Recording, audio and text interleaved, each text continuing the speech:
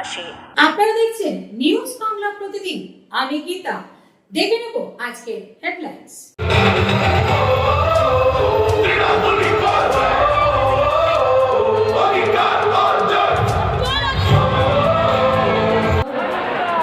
তৃণমূল কংগ্রেসের প্রার্থী রচনা ব্যানার্জিকে বিপুল ভোট দিয়ে জয়যুক্ত করুন এবং হুগলি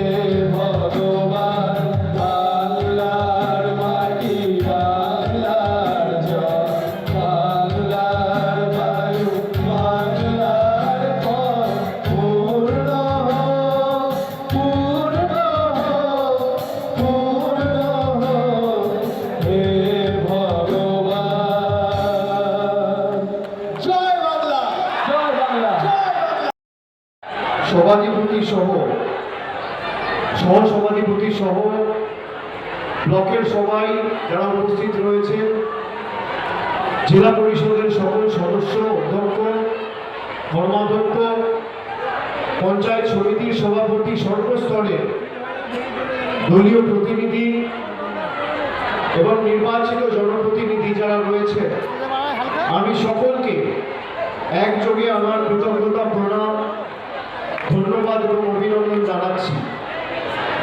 সর্বোপরি যার সমর্থনে আজকে এই জনসভা, যাকে সমর্থন জানাতে আপনারা সকলে এই সভায় এসে সশরীরে উপস্থিত হয়েছে, আমার আগে যিনি বক্তব্য রাখলেন আপনাদের কাছে আবেদন জানিয়েছে, হুগলি লোকসভা কেন্দ্র থেকে জোড়া ফুল প্রতীক চিহ্ন নিয়ে আমাদের দলের প্রার্থী, মানুষের প্রার্থী, বাংলার প্রার্থী রচনা বন্দ্যোপাধ্যায়, আমি তাকেও ধন্যবাদ জানাচ্ছি। আমি 2 ঘন্টা 2.5 ঘন্টা আগে থেকে আজকের সবার ছবি পাচ্ছিলাম এবং আমি যেখানেই সবাই যাচ্ছি আমি দেখছি মায়েদের, দিদিদের, বোনেদের এবং বৌদিদের উপস্থিতি। ভারতবর্ষের সংসদে প্রবেশাধিকার পাওয়ার পর মানুষের 100 দিনের টাকা বন্ধ শিক্ষা দেওয়ার ভোট, যারা গরিব মানুষের ভোট নিয়ে তাদের সমর্থন পাওয়ার পরে মানুষের বাড়ির আবাসের টাকা গায়ের জোরে বন্ধ করে রেখেছে, তাদের শিক্ষা দেওয়ার ভোট, যারা মানুষের ভোট নেওয়ার পরে মূল্যবৃদ্ধি আজ আকাশ ছোঁয়া, তাদেরকে উচিত শিক্ষা দেওয়ার ভোট। প্রধানমন্ত্রী 10 দিন আগে সভা করে বলেছেন 10 साल में मेरा सरकार ने ट्रेलर दिखाया, इस बार जीत के आया तो सिनेमा दिखाऊंगा, पिक्चर अभी बाकी है। আমি আপনাদের বলবো 10 বছর মোদী সরকার ক্ষমতায়, মোদীজি বলছেন ট্রেলার দেখিয়েছি। মায়েরা ভাইরা যারা উপস্থিত আছেন নিজেকে জিজ্ঞেস করুন এই 10 বছরের ট্রেলারে আপনারা কি দেখলেন? 10 বছর আগে রান্নার গ্যাসের দাম ছিল 400 টাকা, মোদীজির ট্রেলারে রান্নার গ্যাসের দাম 1000 টাকা, 1100 টাকা। 10 বছর আগে ডিজেলের দাম ছিল 40 টাকা, আজকে ডিজেলের দাম 92 টাকা লিটার। 10 বছর আগে পেট্রোলের দাম ছিল 50 টাকা, আজকে 10 বছরের ট্রেলারে সেই পেট্রোল 100 টাকা লিটার। পাতিলেবুর দাম 175 টাকা কেজি। 10 বছর আগে মুখ মুসুরের দাম ছিল 55-60 টাকা কেজি, আজকে 170-80 টাকা কেজি। চা পাতা ছিল 110 টাকা কেজি, আজকে চা পাতা 280 টাকা কেজি। 10 বছরের ট্রেলারে মোদীজি লাগিয়েছেন। রাজ্য সরকারের আমাদের পরিবহন দপ্তরের মন্ত্রী পরশুদিন বলবে অমুককে গ্রেপ্তার করতে হবে। আমি বলে দিই 34 বছরের সিপিএমকে আন্দোলনের মধ্য দিয়ে মমতা ব্যানার্জির নেতৃত্বে বাংলার থেকে তাড়িয়েছি। বিজেপি আমাদের কাছে কোনো ফ্যাক্টর নয়। ইডি লাগিয়েছে, সিবিআই লাগিয়েছে, অনেক কিছু হয়েছে, অনেক কিছু হয়েছে মিথ্যাচার। শুধু বলবো আমাদের কর্মীদের বলবো নির্বাচনের দিন থেকে 3 দিন একদম শক্তপোক্ত ভাবে থাকুন, বুথকে পাহারা দিন। যত ইএফআর আসুক, বিএসএফ আসুক, আমাদের কর্মীদের ভয় দেখানো যাবে না, ভয় দেখানো যাবে না। এবং বলবো যে আমরা যেভাবে বাংলা দখল করেছি মার্ক্সবাদী কমিউনিস্ট পার্টির থেকে 34 বছরে পরে 11 গেছে, 16 গেছে, 21 গেছে, মমতা ব্যানার্জি এখনো 20 বছর বাংলার মুখ্যমন্ত্রী থাকবে। বিজেপির কোনো ক্ষমতা নেই বাংলাতে এখানে ক্ষমতায় আসে, দায়িত্ব নিয়ে বলে গেলাম। আর আমরা সবাই আপনাদের সঙ্গে আছি, ভয় পাবেন না। আমরা সমস্ত ব্লকে, আমি বেচা, আশিস, অসীমা, অরিন্দম, মনোজ, আমরা সবাই বুঝছি। শুধু ভালো করে নির্বাচনটা করতে হবে। অভিষেক বন্দ্যোপাধ্যায় আসছেন, তার মূল্যবান বক্তব্য রাখবেন। এখানে অনেক কর্মসংস্থান প্রকল্প, যেমন যুবশ্রী, গতিধারা, কর্মশ্রী। সরকারি চাকরি 5 লক্ষ আমরা চাই অ্যাপয়েন্ট করতে, কিন্তু সিপিএম আর বিজেপি নেতাদের বলুন দয়া করে বেকার যুবক যুবতীদের ভবিষ্যৎ নষ্ট না করবার জন্য এই চাকরিগুলোকে আটকাবেন না। রাজ্য সরকার কৃষকদের কথাও ভেবেছে। চাষি ভাইরা, যে জমির ফসল নষ্ট হয়েছে সে টাকা আপনারা পাবেন। 1000 কোটি টাকা রাখা হয়েছে এবং আপনাদের ক্রপ ইন্স্যুরেন্স বিনা পয়সায় করে দিচ্ছি। বাঙালির দুর্গোৎসব নিয়েও মোদীজি মিথ্যে বলেন। बंगाल में लोगों को मां दुर्गा की पूजा से रोकती है, उनके विजय विसर्जन से रोकती है।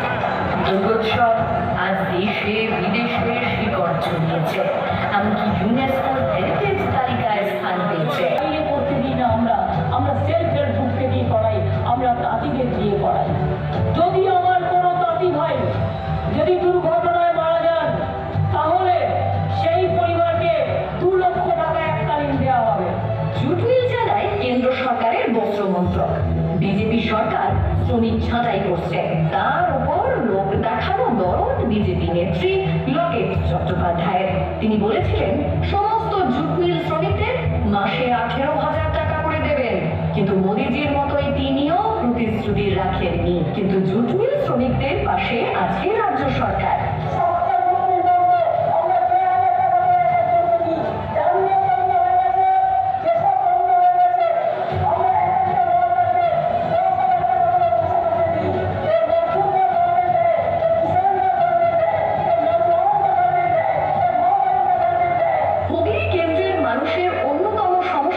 নদী ভাঙন এবং বন্যা নিয়েও লকেট চট্টোপাধ্যায় কোনোদিন ব্যবস্থা নেননি বা সংসদে সওয়াল করেননি। কিন্তু এটা পুলিশ তদন্ত করছে, অ্যারেস্টও করেছে। কিন্তু সবচেয়ে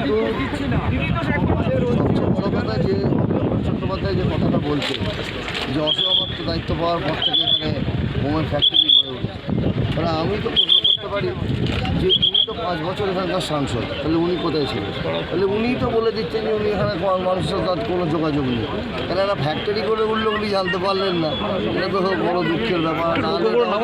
রাজনীতি করছেন যে আমরা সেই পরিবারের সাথে আছি, যে একটা দুঃখজনক ঘটনা, তার পরিবারের পাশে আমরা আছি।